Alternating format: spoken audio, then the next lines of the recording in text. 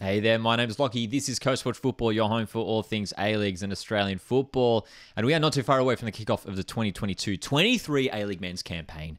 So today we are going to jump in and analyse every A-League men's club's ins and outs for this season and rate their recent transfer windows. There's been plenty of movement. Let's jump into it. Alphabetical order. Adelaide United. The Reds, not too much movement for Adelaide United this recent transfer window. When you look at the players that they brought in, I mean, Harry van der Sarg, Ben Warland, two young defenders arriving from Sydney FC, I think are decent signings. Ben Halloran has returned to the Reds as well. Obviously, the big outs, Cassini, Yengi, Mikael Jakobsen, probably two of the names headlining that list of departures. Overall, though, I think it's been a pretty safe window for Adelaide United. I mean, Craig Goodwin sticking around as a fantastic piece of business, as is Hiroshi Basuki, who had a really solid impact in his first few months there for the Reds. So for Adelaide United, I'm giving them a 7 out of 10 ranking. I don't think it's anything too amazing. They haven't gone and made any giant, marquee signings, but it's been a very safe window. Not too many crucial outs. It is going to be relatively the same Adelaide United we saw in season 2021-22. Next up, Brisbane Roar, and this is where the first marquee pops up, of course. Charlie Austin joining the Roar. I think he's going to have a decent season for Brisbane when you look at the fact that he's going to be playing alongside, Mila Jusnic, Jay O'Shea, and of course, another new signing, Riku Danzaki. Fantastic piece of business for Brisbane to bring the Japanese midfielder back to Queensland. I think Raw fans should be excited. I think we're going to see some improvement from Brisbane this year. Jordan Courtney-Perkins returns to the side. Carlo Armiento joins from Perth Glory as well. And when you look at the outs, I mean, some surprising ones in Alex Parsons, Eli Adams departing to join A-League rival sides as well. Luka Ivanovic joins Perth Glory also. So some questionable departures there. But overall, I think it's been a positive transfer window for Brisbane Roar. Warren Moon, I think his side will bounce back in season 22-23 for them. I'm going to go 8 out of 10 for Brisbane Roar. A really solid window. Central Coast Mariners have seen a little bit of movement, and the departures are probably where there's a little bit of cause for concern. Kai Rolls, Mark Birigidi, Lewis Miller, Ollie Bozanic, of course, some pretty crucial parts. All those four players, they're crucial part played a crucial part in Mariners' success in the last couple of years, seeing them finish in the finals for 2 consecutive seasons.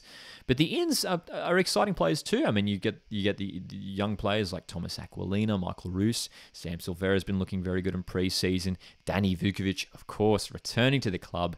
Fantastic replacement for Mark Birigidi. Going to be interesting to see how players like Paul Iongo, Kelechi John, Macarthur go joining the side. All three players joining from Portugal. So it's going to be fascinating to see how Mariners navigate this upcoming season as well. A pretty decent window overall. I'm going to go for a 7 out of 10 for the Coasties. Next up, we've got Macarthur FC. Dwight York has been building quite a fascinating side. I like some of the players that they've brought in here, Macarthur FC. And when you look at the outs, when you compare the ins to the outs, you got to say this transfer window has certainly been a win for Macarthur FC. They've gotten rid of some of the players who weren't necessarily contributing too much last season. When you look at Jordan March, Tommy Urich was injured for much of last season. Golek, Gianu never really got going at A-League level as well. And some of the players they've brought in are really exciting. Kieran Backus back in the A-League, former Western Sydney Wanderer. Arabuli, Mario Williams. Curious to see how those guys go settling into the A-League. But Daniel Arzani is the big one. Returning to Australian shores. Can he turn his career around in a World Cup year? He's looked pretty decent so far in the Australia Cup. Some decent depth that Macarthur have now with the likes of Matt Miller, Ivan Vujetsa, Jerry Skatardis, Jonathan Aspero joining too. There's a decent squad building at Macarthur SC, and I think they have the firepower to see them to lift themselves back into the top 6 this season. A great window for Macarthur, in my opinion. Going to go 9 out of 10. Very good for the Bulls. Melbourne City. Now, Melbourne City, we know about them in transfer windows. They never like to make too much drastic change. It's always very minimal.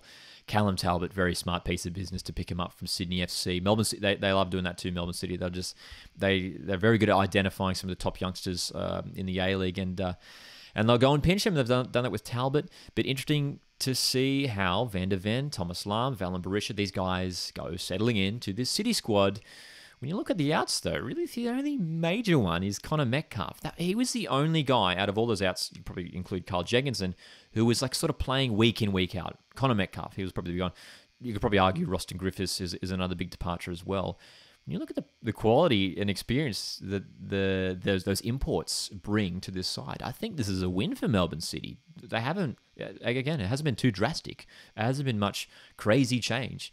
But I like this window for Melbourne City. They're going to be a strong side once again this season. Going to go 9 out of 10 as well for City.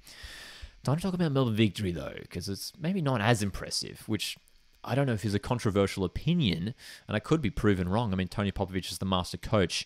But I want to start with the outs. Let's just look at the outs for a second here. I mean, Jason Davidson, fantastic season. Brendan Hammer was very good. Margiotta was chipping in with goals here and there. Even Kalava, Marco Rojas departs as well. Rojas was fantastic last season. When you look at the ins, there's some promise there. There's some youth. I mean, when you look at George Timotheo, Noah Smith, Eli Adams, Nathan Kostandopoulos joins from rivals Adelaide United. Great signing picking up Paul Izzo, who sees himself back in the A-League at Melbourne Victory. Nani, of course, is the big one. I mean, he's headlining the ins for Melbourne Victory. Tommy Urich, he'll probably just be a bench striker for Victory. But I think it's a downgrade. I think when you look at Victory squad and see some of those star players that left, Jason Davis and Micah Rojas, I mean, these guys were fantastic for Victory last time around. I'm not going to say I'm worried for Melbourne Victory. I don't think they'll drop out of the top 6 by any means, but I think they're slightly weaker, in my opinion, as it stands now, compared to maybe what they had 12 months ago. For Victory, 7 out of 10. It's not a terrible window, but, we'll see. We'll see. I could be proven wrong. Newcastle Jets, though. I'm excited about Newcastle's window. I mean, some of the players that they've brought in, O'Neill, Piscopo, Bahagia, Soterio, great signings. Fantastic signings. James McGarry, the fullback. Carl Jenkinson slotting in at right back as well. And then picking up 2 fantastic young players from Perth Glory, Daniel Steins, Callum Timmins. Newcastle Jets. The thing that let them down last season was, they were fantastic in attack, but their defense was really, really shaky, and that saw them, just miss out on the top 6 last time around. Have they signed the right players? I mean, the only real defensive signings in terms of a central defender, I mean, Mark Natter, James McGarry, and Carl Jenkinson, 2 fullbacks. You probably would have hoped for Jets to sign, a couple experienced centre backs, but in attack, there's plenty to be excited about there for the Jets this upcoming season. That is for sure, with the pace of Bahagia, Soterio, and Brandon O'Neill. I think a fantastic signing to really sort of lock down that defensive midfield area for the Jets. Will allow players like Thurgate to be, allow them a bit more freedom as well. Perth Glory for Newcastle Jets, though, their rating 8 out of 10. Really solid window. Let's talk about Perth Glory now, though, because they have been very busy, as they had to be after what was a terrible season for them last time around. But when you look at the ins, I'm a bit confused in terms of what sort of direction they're going. There's quite a mixture of players. It's quite diverse. And there's nothing wrong with that. But I'm very curious to see how Ruben Dadkovic, a guy who's never coached, is going into his first full season as a senior coach at A-League level. I'm curious to see how he's going to go gelling all of these players together in this Perth Glory squad. I mean, Stefan Kolakowski, Hatch, great young signings. Luka Ivanovic as well. Ryan Williams is back at his hometown club. Aaron McInnes, Ben Azubel as well. I mean, very curious to see how these guys go in the A-League. David Williams is back as well. So many names there for Perth Glory. But when you look at the outs, I mean, it was obviously disappointing for Glory to see the likes of Steins, Timmins, O'Neill leave as well. But Daniel Sturridge has departed, as has players like, Fitzgerald, Malik, who maybe weren't contributing as much last season. Josh Rawlins leaves as well, that promising young fullback. Overall, though, I think this is a win for Perth Glory, this transfer window, but I say that cautiously. There's a lot of decent players they've brought in, but will they gel together? That's going to be the interesting thing for Ruben Zadkovic, Perth Glory coach, this year. Going to go 7 out of 10 for Perth Glory. Sydney FC, the Sky Blues. Now, Sky Blues fans, I'm very interested to hear what you think of this window. I'm not super impressed. I'm not blown away. I don't know whether that's being a bit harsh. Diego Caballo, to slot in at left back. Decent signing by the looks of things. Robert Mack arrives at the club, as does Alex Parsons, Jack Rodwell, Joe Lolly. Some decent signings. I'm just worried about some key areas around the pitch. And the concern grows when you look at the list of departures. Ninkovic, Babo, Zulo, Barbarousis, Narsing, Bahagia, Amini. I mean, these are all really solid players. Talbot, of course, as we mentioned earlier, joining Melbourne City. Callum Neuenhoff. Some key young players departing the club too, which I thought was a fascinating move by Stephen Corica. And look, they have promoted some young guys into the squad, which I think is fantastic for Sydney FC, as they do have an aging squad. But I think when you compare the outs and ins, I mean, I feel like it's a bit of a downgrade. I feel like it's a slightly weaker squad. Steve Corica has refused to bring in, another central defender, which I know Sky Blues fans were crying out for.